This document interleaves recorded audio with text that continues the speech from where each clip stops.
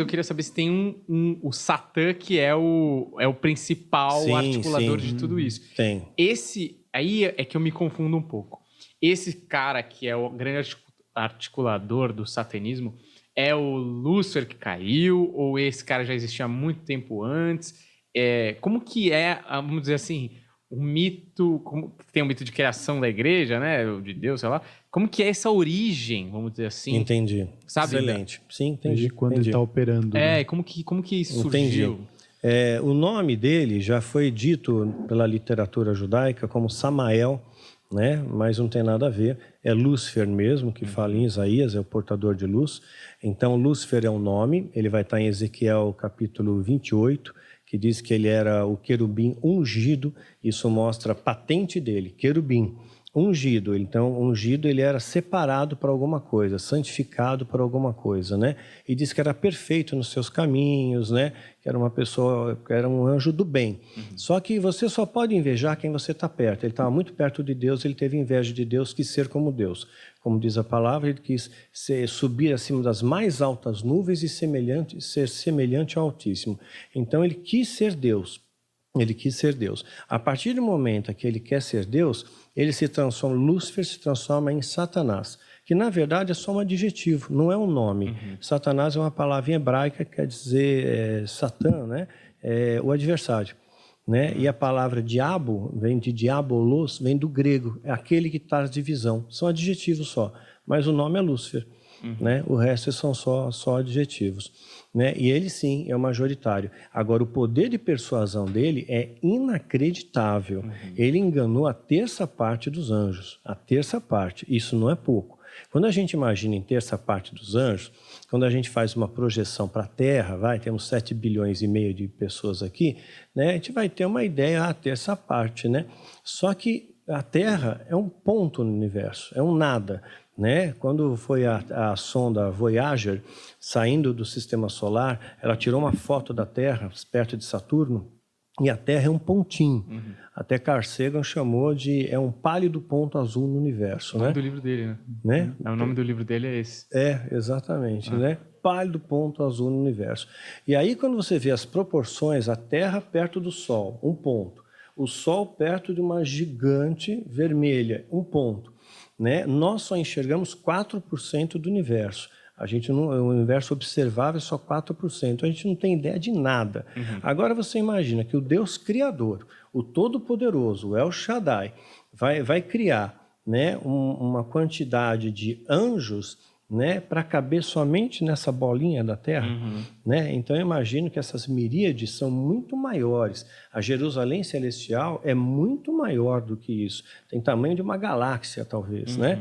Então não é do tamanho da Terra, não é uma coisa minúscula como nós, mas é grande. O Criador fez coisas grandes. Né? E eu acredito em vidas em outros planetas também.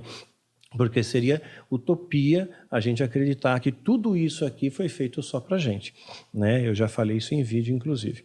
Né? Então, o que acontece? Então, quando ele enganou a terça parte, ele enganou muito, bilhões, trilhões de anjos. E o poder de persuasão dele foi muito bom. Foi muito bom.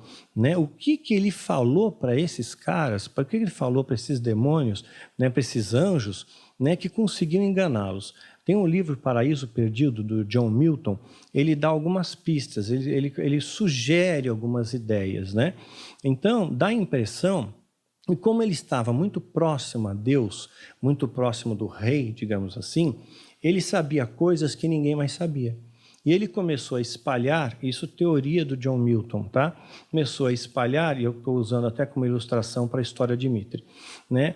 Ele começou a espalhar informações e que Deus não era tão bom, que Deus castigava, que Deus machucava, né? que Deus ele era altivo, que ele era prepotente, que ele era soberbo. E isso começou a espalhar, até que ele conseguiu arrastar a terça parte. Né? E houve peleja nos céus para arrastar eles. Se houve peleja nos céus, significa que há dano. Porque se os dois são imortais, eles vão brigar até a eternidade. Né? Mas houve peleja e eles foram expulsos. Se eles foram expulsos, houve uma força de guerra maior que colocou eles expulsos, que nem Daniel. quando está orando lá, pedindo para o anjo falar com ele, demora 21 dias. Né? E ele, o anjo, quando vem, fala, olha, eu escutei o que você falou, mas eu fiquei preso porque o príncipe da Pérsia ficou me retendo. Ou seja, se houve retenção, houve dano. Houve combate, porque senão eles estariam brigando para toda a posteridade. Então existe dano nessas batalhas, existe dano nesses confrontos, né? Por isso que a árvore da vida diz que traz cura para as nações, né? Então as folhas da árvore da vida traz cura. Então eu entendo que essas folhas trazem cura para feridas e combate, quer seja dos anjos, quer sejam de pessoas que chegam machucadas no céu, né? Alguma coisa assim.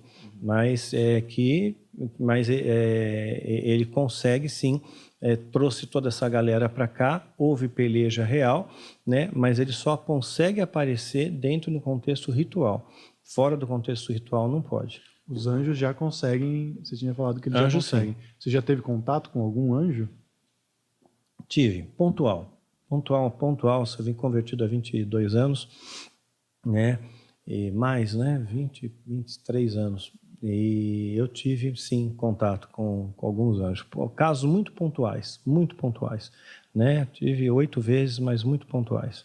Muito precisos, assim, muita coisa que eu precisava naquele momento, né? Que era uma prova de Deus para mim que eu precisava, né? Então, assim, eu sempre fui muito racional, fui muito cético. E para eu acreditar em muitas coisas do sobrenatural, Deus teve a graça e a permissão de me permitir ver isso. Teve uma ocasião que quando eu morava no Vale da Bênção, não sei se você conhece, era Sariguama, quilômetro 52 da Castelo Branco, eles ligaram para mim, ligavam muito para minha casa para me ameaçar, o Zord e o Taulês. Eram 2 sumos sacerdotes satanistas. A gente só não ficou louco porque Deus não permitiu. Os Zord, então, incomodavam demais a gente. Aí, um dia, ligou uma moça que era Samanta, que fazia parte do engano, fazia parte lá do satanismo comigo, né? E ela ligou aos prantos, falou, Daniel, eu preciso sair daqui, eu preciso sair daqui, né? Mas eles não vão deixar, eles vão me matar, né? Eu sei que eu vou morrer. E muito desesperada, né? E eu peguei, acalmei ela por telefone, minha esposa pegou na extensão, a gente tentou acalmar ela, calma, você vem para minha casa, pega um táxi agora, vem para minha casa, você vai ficar aqui com a gente, né? E ela só chorava e não conseguia falar coisa com coisa, né? Ela falava coisas sem nexo. E de repente escutamos um barulho, um estrondo. Parecia alguma coisa que caiu no chão, né? Parecia uma batida forte na porta, eu não sei o que era. E a linha caiu. Eu não sei se o telefone caiu no chão também, a linha caiu. Naquela época não tinha bina, né? Então não tinha como dar retorno para ela. Então a gente ficou esperando a noite toda e orando por ela a noite toda. Quando deu umas 6 horas da manhã, nós fomos atender o telefone correndo, pensando que era Samanta, mas era o Zórdico, né? E ele começou a falar coisas mórbidas, né, que ele fez com ela. E eu peguei, ia desligar o telefone, mas Deus falou comigo, não desliga não, né? Eu quero que você diga uma coisa para ele antes. Né? E eu falei o que Deus mandou dizer, e a sensação que eu tinha é que ele ia ficar com muito medo, que ele ia ficar apavorado com aquilo, né? Eu falei, puxa vida, né? Deus me dá autoridade para falar então, né? Eu falei, olha, é o seguinte, né? Se você não se arrepender, você vai morrer. Assim como o anjo da morte passou no Egito e matou os primogênitos, vai matar você também. E você vai para o inferno. E aí, quando eu falei isso, né? E eu falei com muita autoridade, falei com verdade, falei acreditando no que eu estava falando, ele riu na minha cara. Riu na minha cara, debochou, falou um monte de palavrão, e eu fiquei com cara de Juca do outro lado, né? E desliguei o telefone, né? Falei, poxa, Senhor. E ele falou, me deu dia e hora que ia me matar. Vou te matar no tal dia, tal hora, você está morto. E aí eu nem comentei muito isso com a minha esposa, né? Só nós dois sabíamos. E a gente pensou, bom, não vamos falar com ninguém, porque não adianta, a gente era muito sozinho. Né? Quando me converti, a igreja me tratava como parte leprosa do corpo. Tinham medo de que a maldição vinha em mim, ricocheteava e batia em outra pessoa. Né? Tanto é que o meu pastor, ele era candidato à presidência da República. Fizeram um ato profético lá em... onde foi? Porto Seguro? Em Porto Seguro. 500 anos do descobrimento do Brasil, ungiram ele apóstolo e ele ia ser o candidato a presidente do Brasil. E ele falou para mim, não fala que você é da minha igreja. E se você falar que você é da minha igreja, vai prejudicar a minha candidatura. Como um ex-satanista faz parte da minha igreja, né? Então, aquilo doeu muito no meu coração, né? Eu falei, puxa vida, caramba, né? E depois, né, quando ele não ganhou, obviamente, né? Depois ele tentou deputado federal e falou a mesma coisa para mim, não fala que você é da minha igreja.